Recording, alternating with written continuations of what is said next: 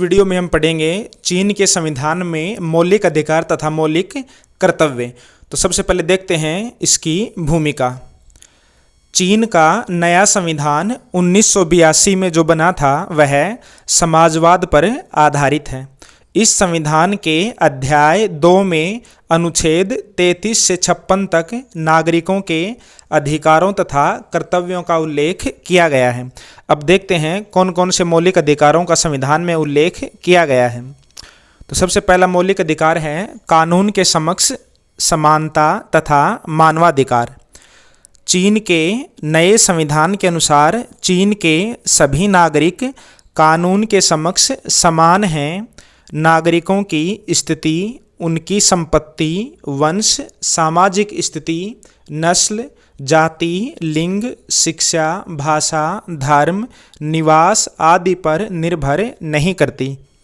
2004 में संविधान में संशोधन करके यह जोड़ा गया कि राज्य मानवाधिकारों का सम्मान करेगा तथा उनके अस्तित्व को बनाए रखेगा।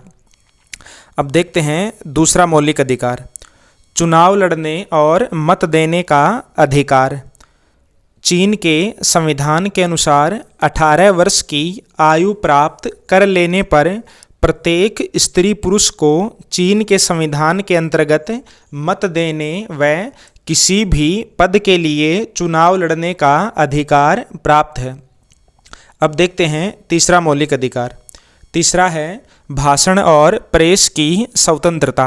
प्रेस का मतलब होता है मीडिया, जैसे अखबार या टीवी या रेडियो, ये सब किस में आते हैं? प्रेस में।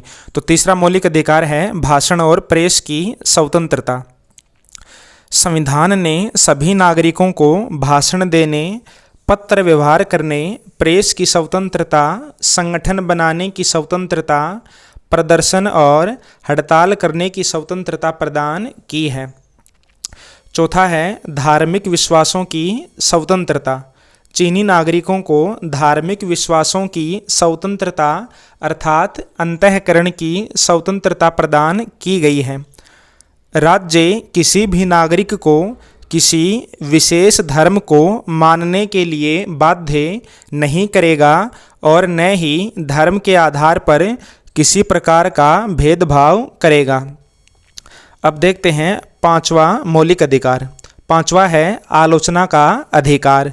चीन में प्रत्येक नागरिक को राज्य के संगठनों के कार्यों में सुधार लाने का प्रस्ताव पेश करने और उनके कार्यों की आलोचना करने का अधिकार प्राप्त है। अब देखते हैं छठा मौलिक अधिकार है रोजगार या काम पाने का अधिकार। चीन के नागरिकों को काम पाने का अधिकार प्राप्त है। राज्य रोजगार के समुचित अवसर प्रदान करेगा और काम करने की स्थितियों में सुधार करेगा।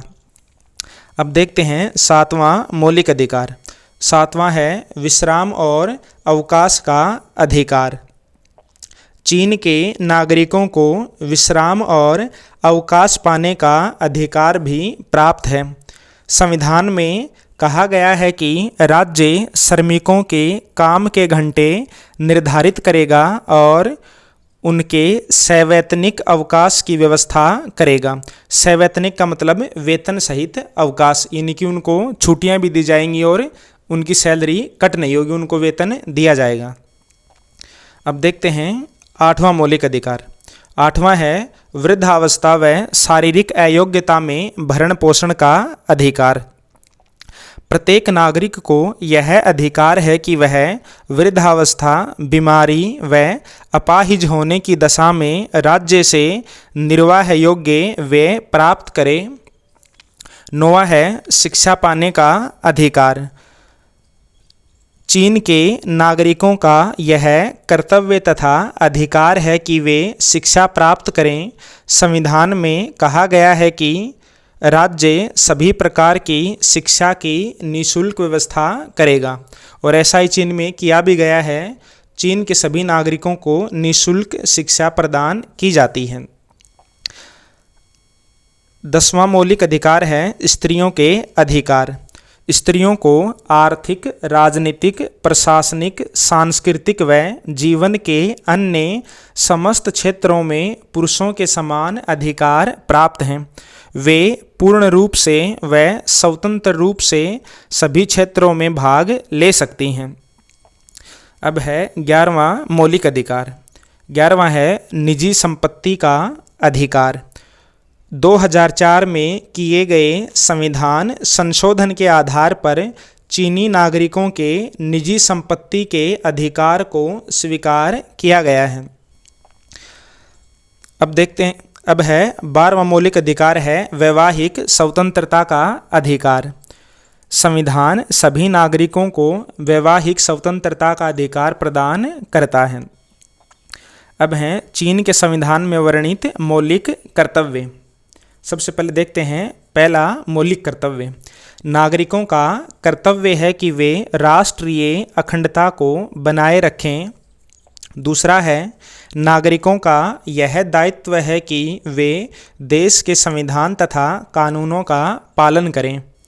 तीसरा है मातृभूमि की रक्षा, प्रतिष्ठा और हितों का संरक्षण प्रत्येक नागरिक का पवित्र कर्तव्य है। चौथा है नागरिकों का यह कर्तव्य है कि मातृभूमि पर होने वाले आक्रमणों का प्रतिरोध करें और सैनिक सेवा में सम्मिलित हों। तो ये हो गए चीन के संविधान में लिखे गए मौलिक अधिकार तथा मौलिक कर्तव्य।